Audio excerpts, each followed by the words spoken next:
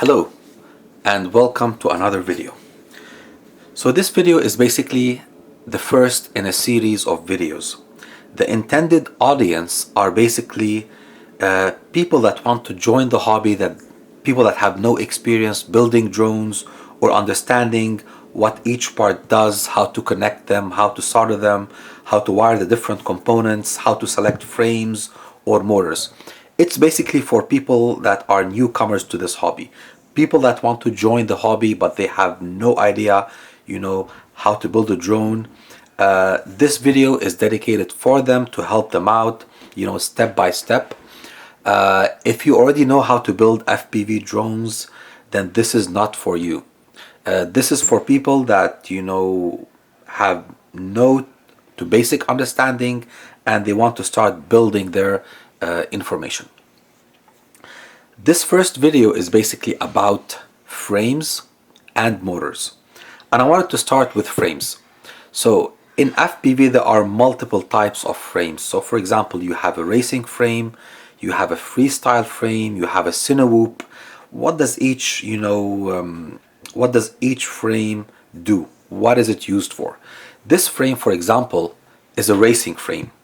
Racing frames are designed to be as light as possible so that this drone can achieve the maximum speed possible. And of course, each frame is also characterized by the prop diameter that it supports. So for example, this frame supports 5-inch props. 5-inch is the diameter of the prop, that this frame supports. Another type of frames, and let me put this to the side, is a freestyle frame. This frame is much heavier than the first frame. It's bigger. It's not designed to be light. It's designed for you to basically cruise around with this drone, do some tricks, some maneuvers, enjoy the scenery, but it's not designed for maximum speed the same way this frame is designed. You have other types, like for example, you have a Cinewhoop, which I don't have here right now, but there are multiple types and you have to select the frame based on what you need. So if you're just cruising around doing some tricks with the drone, you need to go with the freestyle frame. If you're designing a drone or building a drone for races and you want the maximum speed possible, then you need to go with racing lightweight frames. So let me put this aside and let us talk about frames in general a little bit and what you need to take care of when you're selecting frames. So let's say I want to build a racing frame like this one. The first thing I need to look at is basically the motor holes. So these arms have motor holes in this area, and the motor holes basically are spaced equally apart, and you have to know what this space is to select the right motor. So if you look at these holes, and let me just bring it a little bit closer, these holes are 16 to 19 millimeters apart. So as you can see, the holes are elongated a little bit. So if you select a motor where the holes of the motor are 16 meters apart, it will mount on this arm. Also, if it's 19 meters apart, because the holes are elongated, again you will be able to mount the motor on this frame. To demonstrate, this is a motor. If you look at the motor from the bottom, you will see that it has 4 holes so that you can mount with screws this motor to the frame like this. And if the distance between the holes of the motor do not match the distance between the holes in the frame, you won't be able to mount the motor. So again, this motor holes are 16 millimeters apart, and this frame has the holes ranging between 16 and 19 millimeter, which means you can mount this motor on this frame. Let me put the motor aside. The other thing you need to look at is basically the mounting holes for the electronics, for the boards. So You obviously need to basically mount your flight controller, your ESC, your video transmitter, and we will talk about those in a later video. But those electronic components have mounting holes also, and those mounting holes need to match the mounting holes on the frame. So if you look at the frame, if you look at the bottom here, you'll see it has two sets of mounting holes, or in total 8 mounting holes. The ones that are to the outside are separated by 30 millimeters or 30.5 millimeters. So it has 30.5 millimeters mounting holes. So when you choose your flight controller, you need to make sure that the mounting holes are 30.5 millimeters apart. Okay, now this frame is quite flexible. So if you look at it at the bottom, you'll see it has another set of holes which are 20 millimeter apart.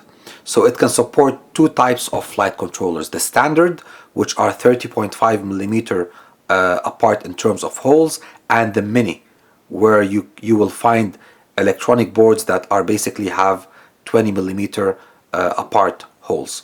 So this is quite flexible. It supports both 30.5 and 20 millimeter electronics, whether they are ESCs or flight controllers or even video transmitters.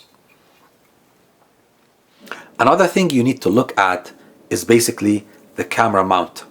So you have micro cameras, you have mini cameras, and each camera has a certain width, and you need to make sure that the mounting or the camera bracket, which is this one where you mount the camera, matches the camera in terms of the camera width.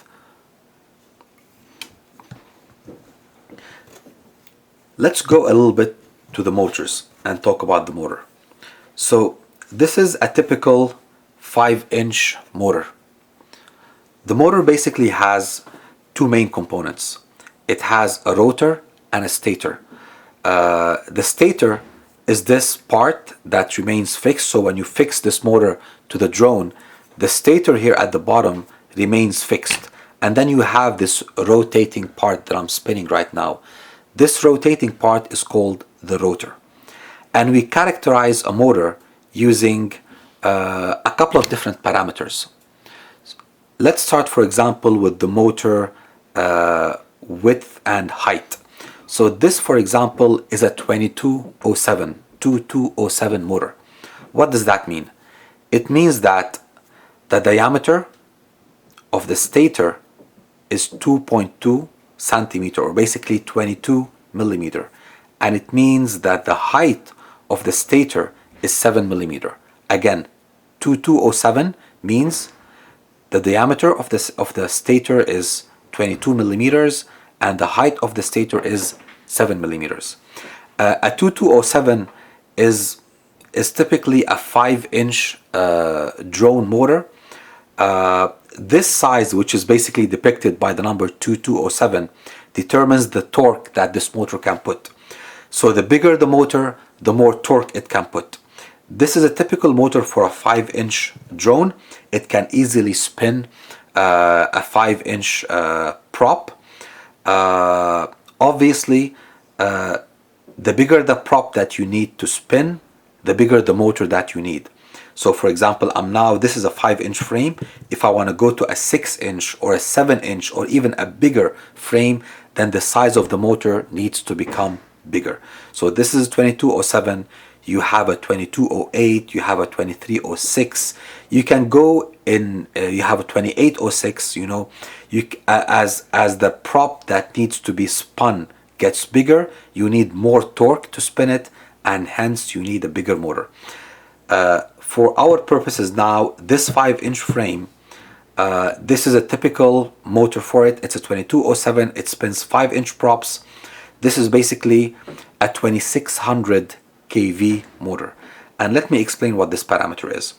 So a 2600 kV, or basically the kV rating of the motor, determines how fast this motor spins. So the number we spoke about, which is the 2207, determines how big the motor is, which basically determines how much torque it can put, or basically what kind of a prop it can turn. The third parameter is basically the kV of the motor. So the kV of the motor determines how fast it can spin.